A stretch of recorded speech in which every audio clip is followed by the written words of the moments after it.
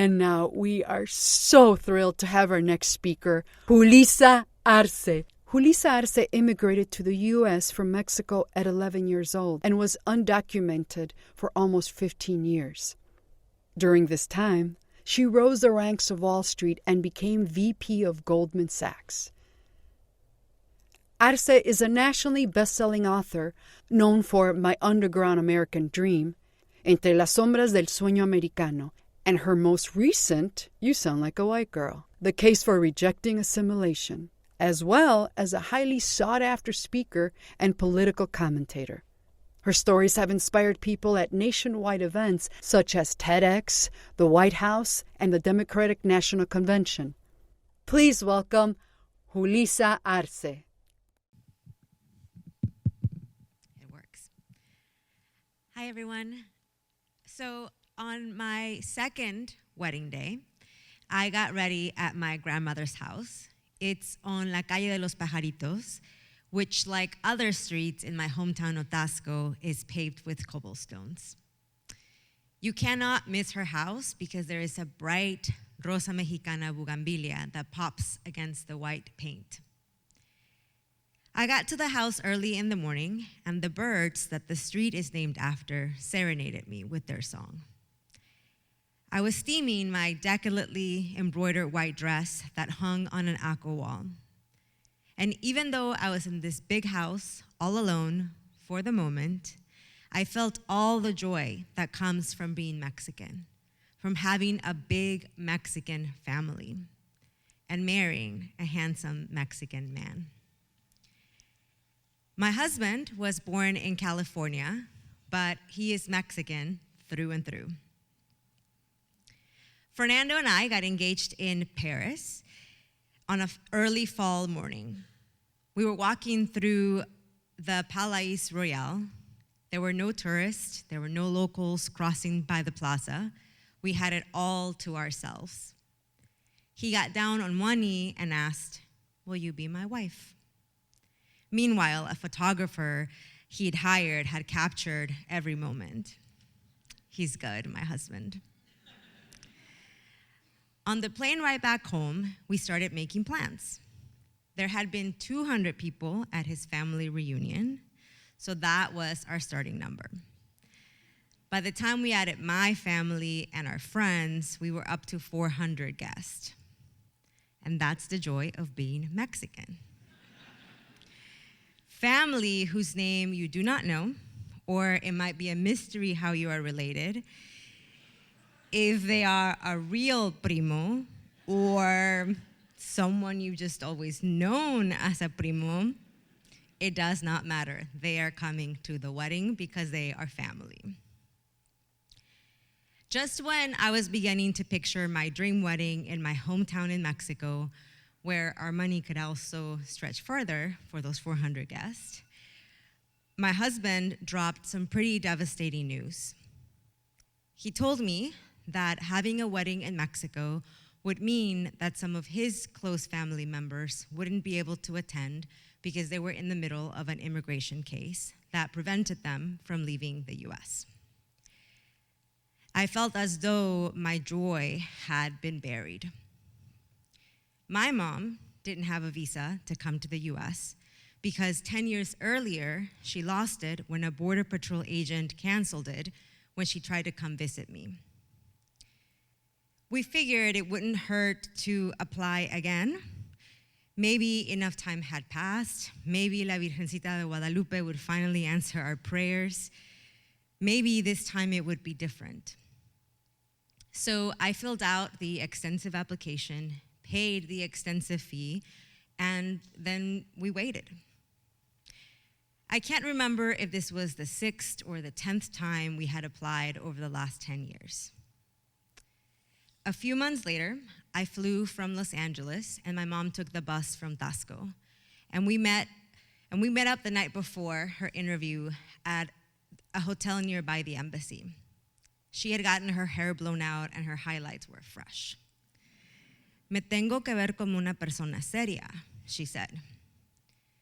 I hated how much we have to perform in front of immigration officials, how we have to think about what our hair says, what we wear.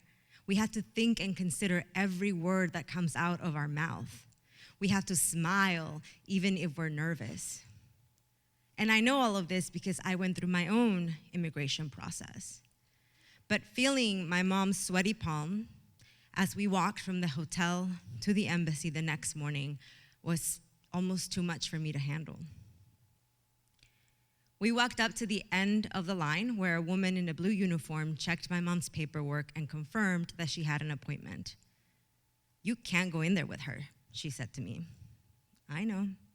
Can I just wait in line with her until she has to go in?" I asked. "Fine," she responded. After my mom went in, I paced back and forth, praying and hoping that her application would be approved. I saw viejitas coming out with tears of happiness rolling down the deep folds of their faces. They might finally reunite with their sons and daughters en este lado, maybe whom they hadn't seen in decades. I saw a young couple argue. "No hubieras dicho eso, gorda," the man said. "Pues ya ni modo. Voy a gastar mi dinero a otro lado. Pinche gringo déspota," she responded. After a couple of hours, my mom came out the same door. She shook her head and gave me a sad smile. Her visa had been denied again. "Lo siento mucho, mi bonita," she said, almost crying. There was no interview. The woman just looked at me and told me my application had been denied. I couldn't imagine my wedding without my mom. And I also felt like I couldn't ask Fernando to have a wedding without his family. My mom went back to Tasco heartbroken, and I went back to LA furious. I was so angry at how this country kept tearing my family apart, and in the process kept breaking my mom's heart. Fernando picked me up from the Los Angeles airport, and at dinner, discussing what had transpired, he said, "Why don't we have 2 weddings?" I thought he was joking. We had already talked about how we didn't have money to even have 1 wedding for 400 people. "I'm serious. We can have a smaller celebration in Mexico, and your mom can be there for the mass, and then we'll have a big party in Santa Barbara, and my family will be there." The immigration laws of this country had already decided too much of my life, of our life. It had already taken so much of my Mexican joy. So we went for it. On March 31st, the day after my 35th birthday, we had a civil ceremony in sunny Park Santa Barbara. Our wedding celebration in Mexico would not have any legal meaning, and in the eyes of God and in the eyes of the government, we wanted to be married. Fernando's cousin officiated in a Spanish ceremony. His parents, his sister, and 4 of our closest guests were present. Afterwards, we celebrated with a wine tour through San Ynez Valley. I may or may not have, I cannot confirm, knocked over a cow after said wine tour. On April 8th, the day of our 2-year anniversary, and only 2 months after my mom's visa appointment, I walked down the aisle of the historic Santa Prisca, my 20-foot veil behind me. We came out of the church, and it seemed like the whole town was there to cheer us on as the mariachis played. Planning this wedding had been chaotic. I pretty much organized vendors, signed contracts, did food tastings all through WhatsApp. And whenever Fernando and I thought we were gonna have to cut back on the mariachi or on the banda or the fireworks, our family stepped up. And that is the joy of being Mexican. Familia. My uncles pitched in for the music. His parents helped us with the venue. When the truck carrying the food broke down, because that's also the joy of being Mexican, My cousin's husband came to the rescue. He found where the truck had broken down and then transferred every bite of food onto his truck and delivered it to the venue. My other primo went to the store and bought bocadillos so people wouldn't starve. We did the very guerrerense iguana dance. If you don't know what it is, definitely Google it after.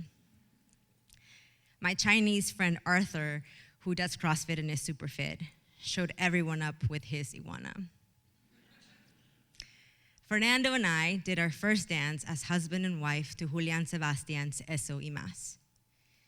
Y sí, salvaría tormentas, ciclones, dragones for him.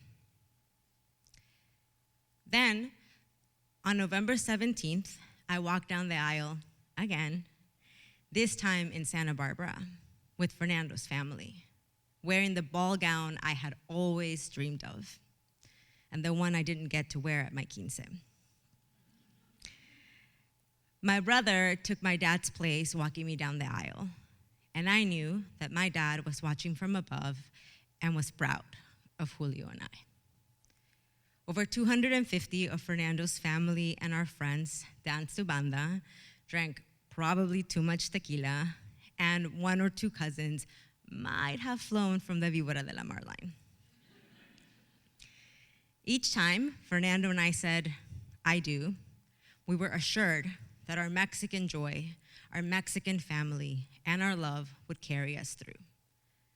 And faced with our first challenge, our love overflowed, with 3 beautiful celebrations as proof. It's as the Mexican proverb says, they tried to bury us, but they didn't know we were seeds. Our love transcends borders. Thank you.